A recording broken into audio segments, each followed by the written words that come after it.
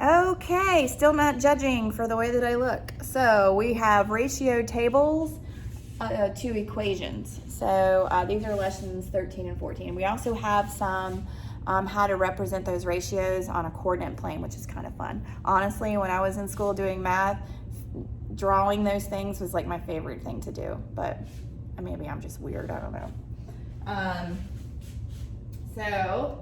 Okay, so we're gonna look at a situation where we have to mix paint to create a color. All right, in this scenario, okay, I wanted to do different colors, but it wasn't gonna show up on the paper. So I used red and blue to make purple. Okay, yeah, we're good? All right. So basically, here's 1 can of red paint and 3 cans of blue paint. So I drew it in red, drew it in blue. And then if you mix them together, you make purple paint. Cool, huh? All right. We all know red, blue make purple.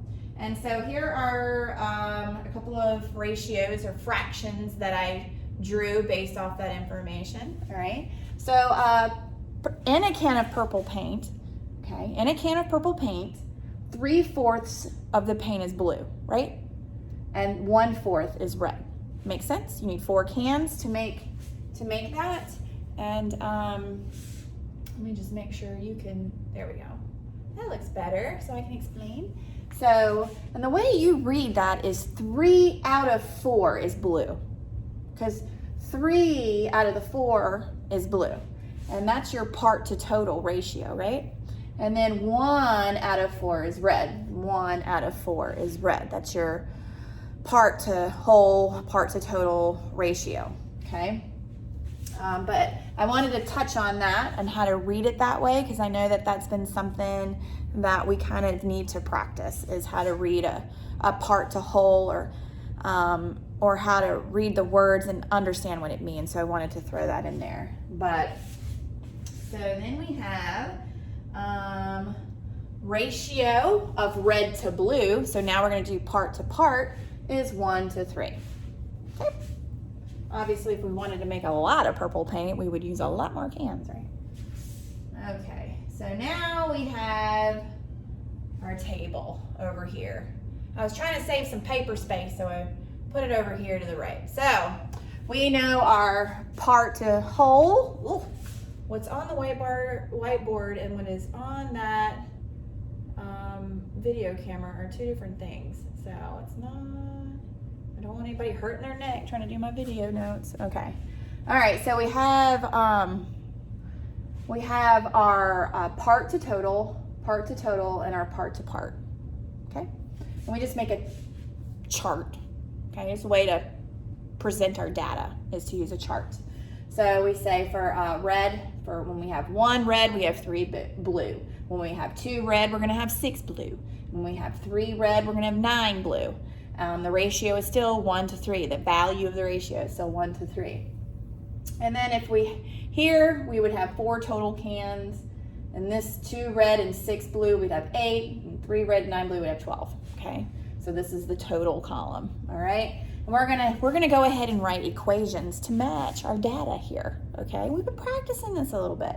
So we're gonna give red and blue some variable. You can give whatever you want. I work in X and Y's. That's kind of like how I grew up in school, so I'm probably using them more than other letters. But anyways, we're gonna go ahead and say red is X and blue is Y. If you wanna make R and B, you can do that too, okay? But so then I said, well, what's my relationship? What can I do to these equations? Like, what equation can I write for the relationship? Well, if you have X and you multiply it by 3, I'm gonna get my Y, right? So X times 3 equals Y. If I have my X and I add my Y, I get my total. I get how much is all together.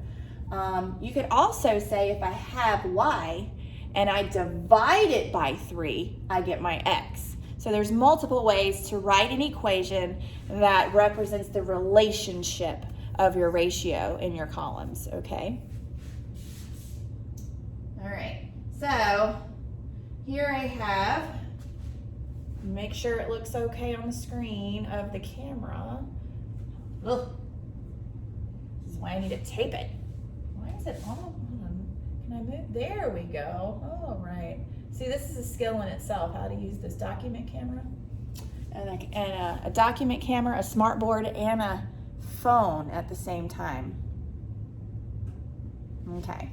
All right, so here I have my relationship equation, x times 3 equals y. Okay, I've used my dot for my multiplication symbol now because we're starting to use x as a variable. You don't want it confused, okay? I also wrote, well, I can reverse that. I can go backwards and say, well, y divided by 3 is going to get me x, okay? But another way to say this problem, another way to say y divided by 3 equals x is you could say x is 1/3 y. Interesting, huh? Y'all know fractions is division and division is fractions, okay? So it's y divided by 3. So it would be 1/3 y, which is also y thirds. It's division is fractions, fractions is division. Yeah. All right. I've also created a double number line, okay? 1 red, 2 red, 3 red, 4 red, 5 reds, okay. Then we have 3, 6, 9, 12, 15 for blue. Notice the 1 and 3s are lining up, the 2s and 6s, the 3s and 9s, the 4 and 12s, the 5 and 15s, just like they do on the table, okay? You don't want 1 to line up with 1. This is your blue paint number line. This is your red paint number line, okay? All right, then you can take all that information and plot it on a coordinate plane. Now, this is where the fun part comes in. I know that this is not graph paper. I know that I don't have those cute little squares and things, you know, where the X and the Y kind of line up. This is what I had a lot of fun with when I was in school. It's because I kind of had to figure it out. And this is where neatness comes into play. But those of you that like to be neat, yay. Those of you that aren't neat, this could help you focus to be neat. But, so I drew my x-axis, which is really easy because I just followed this blue line on my paper and I labeled it the x-axis. And I know that my x's, okay, represent my red paint because I gave red paint as my x values in my table.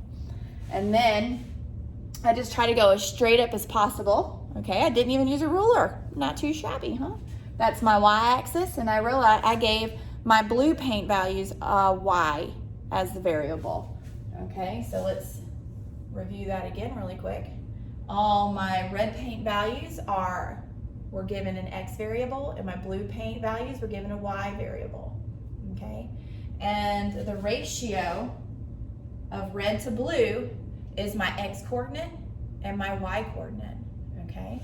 So the first ratio I'm going to plot is my ratio 1 to 3, which is 1 on the x, 3 on the y. And if you look, I have carefully gone from 1 to 3. So this is my first ratio, okay, is the first point I plot on my coordinate plane.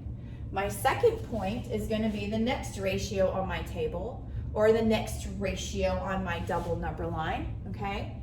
And it's going to be 2 on my x and 6 on my y. 2, 6. 2 on the x, 6 on the y. So I walked to 2 and climbed to 6. This one was a little tricky because I tried to make sure that my little tick marks on my line were equally spaced apart so that it wouldn't be too funky. But it got a little funky there, okay? Because it's not perfect. But we tried to be as careful and neat as possible. All right, and then the next one I have on my table, or my double number line, is 3 and 9 ratio. 3 on the x, 9 on the y. So you can plot that on your coordinate plane. 3 on the x, 9 on the y, and those become your x and y values to plot it on a coordinate plane. And you create a nice representation of your ratios on like a line graph or a line plot. Pretty cool, huh? So yet another way to represent data, to represent your ratios, okay? Again, you can use a tape diagram. We've used that quite a bit. You can use a table. You can use a double number line. And now you can represent it using coordinate planes. So learning a lot of ways to kind of represent your ratio data in here. But okay, if you have any questions, please ask.